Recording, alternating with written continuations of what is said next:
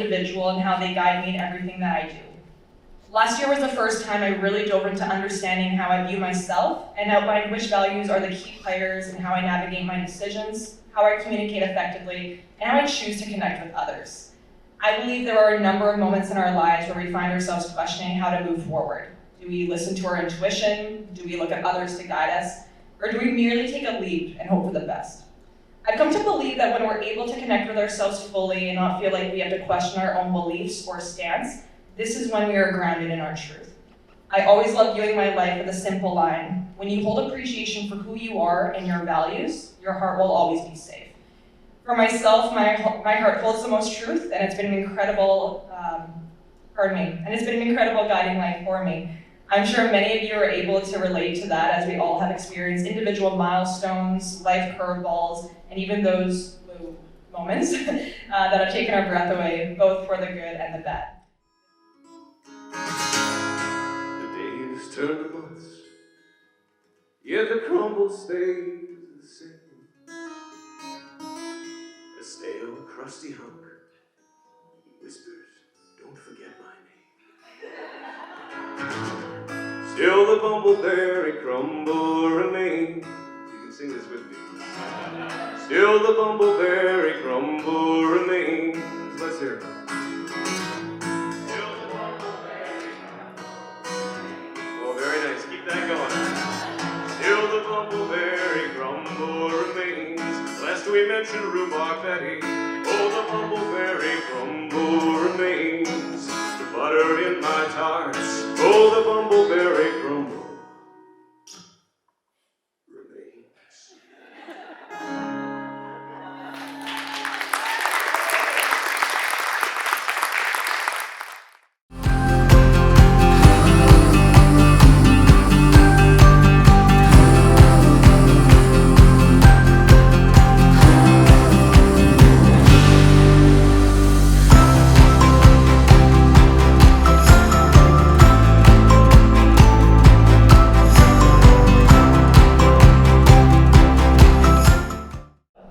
CreativeMornings chapters around the world not only celebrate creative talent, but also promote an open space to connect with like-minded people.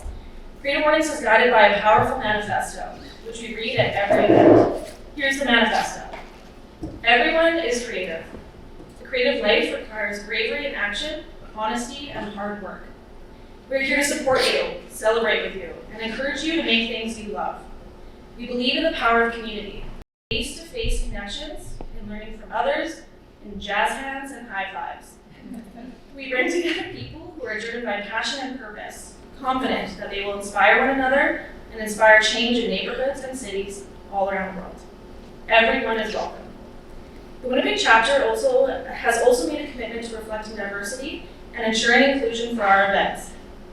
Located in one of the most diverse communities in North America, we are as inclusive as we are creative, and we will be creative in order to achieve inclusion.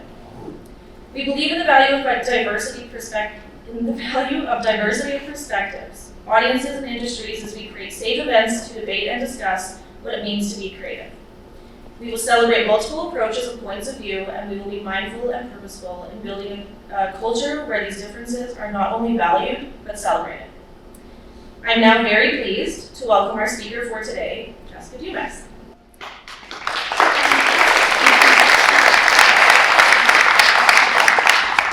Jessica is a professional speaker coach and the host of the Confidence and Communication podcast.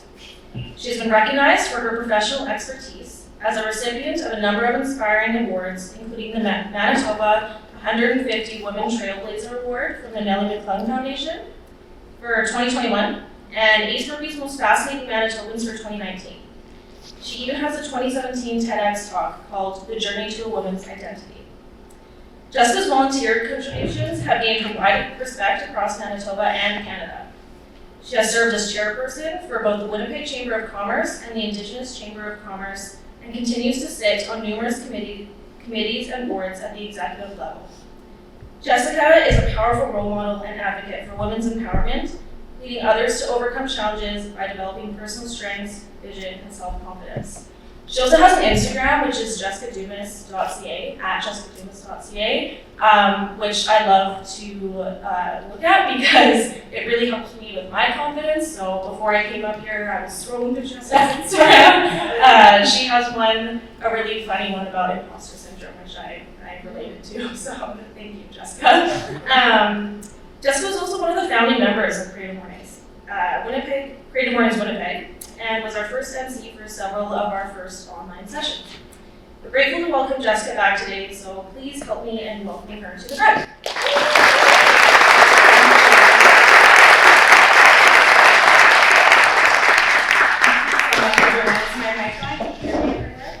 Yeah, that's good. Okay.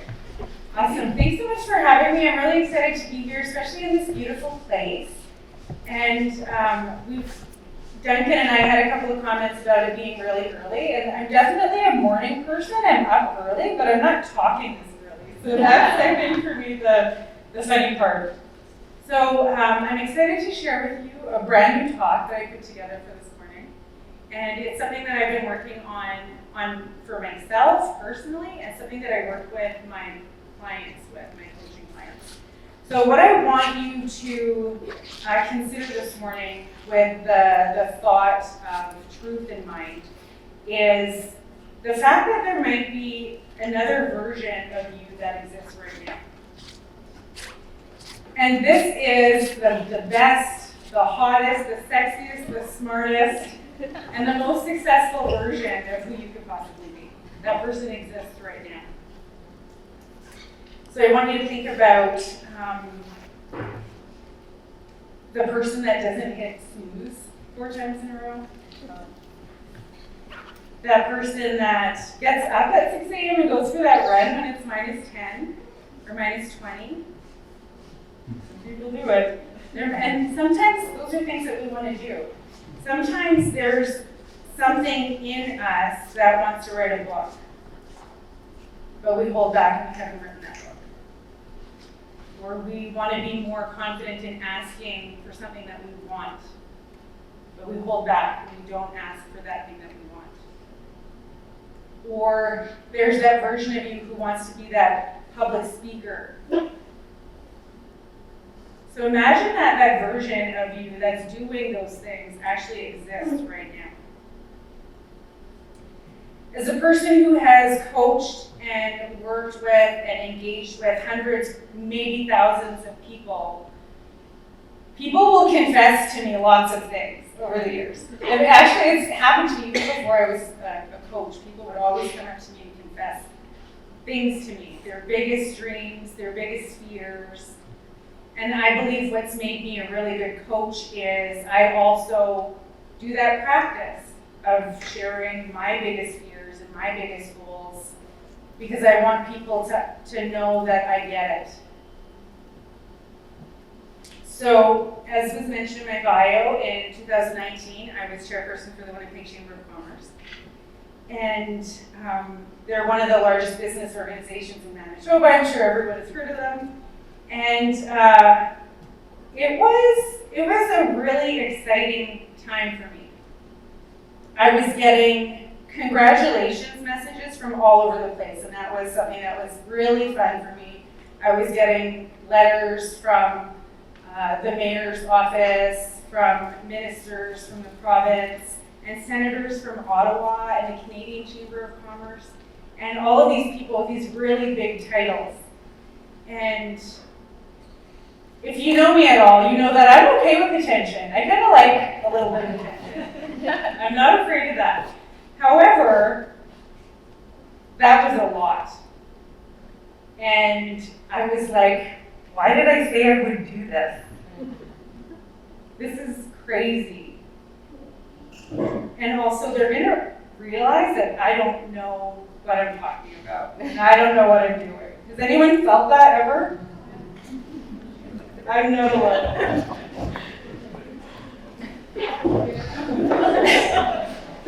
So I worked really hard to become that version of who I wanted to be as chairperson for the Winnipeg Chamber. I spent time to reflect on the fact that this was going to be the highlight of my career. It was something I was really looking forward to for a long time. I stepped back from some boards of directors that I was sitting on prior to that, and I declined any invitations to sit on boards as my time was getting closer to serve. And I spent some time thinking about the type of person that I wanted to be, the type of leader that I wanted to be, the type of mom that I was going to be throughout that time, but also how I was going to run my business. I hired some help. I thought about how I would show up as a professional, how I would dress, how I would show up online. And so I created this chairperson version of me. And the chairperson version of me was very professional. And one of my friends said, it's like you're always done that. How are you always done that? But I watched what I posted. I watched how I behaved in public. And it wasn't until afterward that I realized I was really worried about what people would think if they actually knew me. And so I thought that I had to create this professional persona of who I had to be. And the reason that was so important to me is because as people across Canada were learning about my role as chairperson for the Winnipeg Chamber of Commerce, the headline was First Indigenous Woman to Serve as Chairperson for the Winnipeg Chamber. And the Chamber's going to be 150 years old, starting in 2023. We're going to have a year-long celebration. And so that was a lot of responsibility for me. It was a lot of responsibility for me to my community, to be the first Indigenous woman to hold this role. And it was a big responsibility for me to be very aware of how I was showing up. Because when I was growing up, the way that Indigenous women were exposed to me was not of that professional level that I thought I needed to be at, that I worked so hard to be at. When I was growing up, Indigenous women were victims. Indigenous women were alcoholics, prostitutes, school dropouts. And I'm being very general, but these were the type of women that I looked up to, that I had to look up to when I was a young girl. And so when I'm getting messages from mayors and ministers and senators, I was like, you're going to find out that I'm not that smart. Because my brain was telling me that I was not good enough to be there. I was not smart enough to be there.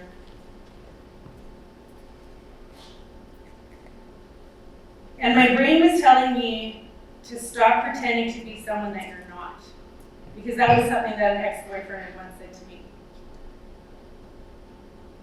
But the truth is that the version of who I created as the chairperson did exist. And she was professional, and she was who she showed up to be. But the same with that young Indigenous girl who grew up in the North End, who thought that if she grew up in an environment that didn't serve her, it didn't matter, because she didn't matter. That young girl also exists. That version of me exists. And I know this because there is a line of thought in my mind that used to tell me that I wasn't good enough to be in these places that I was showing up. There was a version of me that would tell me that I'm not good enough to speak to audiences because I don't know enough. I might say something wrong. And there used to be a line of thought in my mind that would constantly tell me things like, who do you think you are? And stop trying to pretend that you're someone that you're not. And they're going to find out that you're not actually that smart. So this is what I'm excited to tell you about, though. This transition part is, I started to think about that voice that was telling me these things. And it was something that I had collected over time. It was experiences that I had that I brought with me, whether I needed to or not. And I would hear these things, and I started to think about, okay, what are these words that are being said to me? What do they actually mean? And are they true is one question that I would ask myself. But then I got a little bit deeper and I thought, okay, if this was a person, if I could identify a person that was saying these things to me, what would they sound like? So all those little phrases of "you're not good enough to be here," what would that sound like? Well, it was whiny. It was annoying. And I thought, well, if that person that's saying these things to me, if they had a name, what would I name them? And no offense to anyone if this is your name at all. I was listening to my intuition during this exercise, but her name is Rachel. And Rachel was whiny and she complained about everything and she was just miserable and annoying AF. Usually I would swear, but I feel like we're in a series. So because I was able to identify her and create this person, this imposter person that wanted me to stay back, not do anything, just stay small, hide, because I was able to identify this Rachel. Whenever she shows up now, I can just say, okay, Rachel, you're not welcome here. And those are nice words, again. But I'm going to take it from here, right? I get to decide that now. I'm not going to listen to Rachel. And as I continued in my coaching career and having lots of opportunities to speak to lots of audiences, there would be times where I would do a talk or I would do a coaching session, and when I'm done, I was like, holy smokes, I'm so good at this. I'm so good. And I know I've been doing this for a long time, and I've had a lot of opportunities to practice. But Rachel would be like, where's that coming from? Like, who says that? I'm so good at what I do. But there's a version of me that is so powerful, so unstoppable, and such a baddie, and she reaches higher. And this is the next version that I wanted to just be like, ooh, what would her name be? What does she say? How does she behave? How does she dress? What does she say to herself when she's about to show up and do something? So by the way, her name is Jessica Fox. You're the first public group that I'm saying that to. But I'm so excited that I've been able to identify this version. This is the next level version of who I am.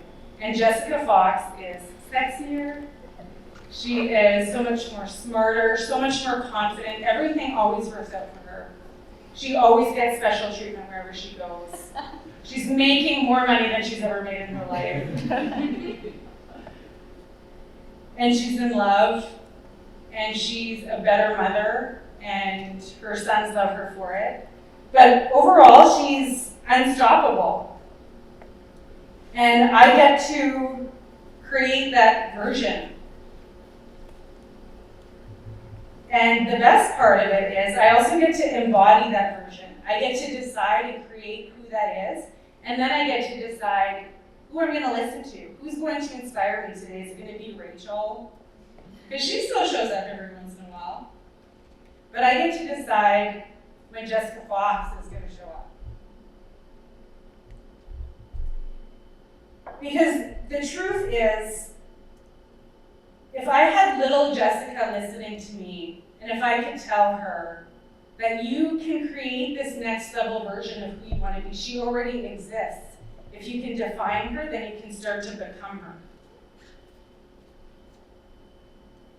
And that's the message that I want to invite each of you to consider, is that the things that you want, the things that you think will make you happier, the things that you think will make you feel more confident, or you'll do this great thing once this other thing happens. That version of you that has everything that you want, that does everything you want, that version already exists.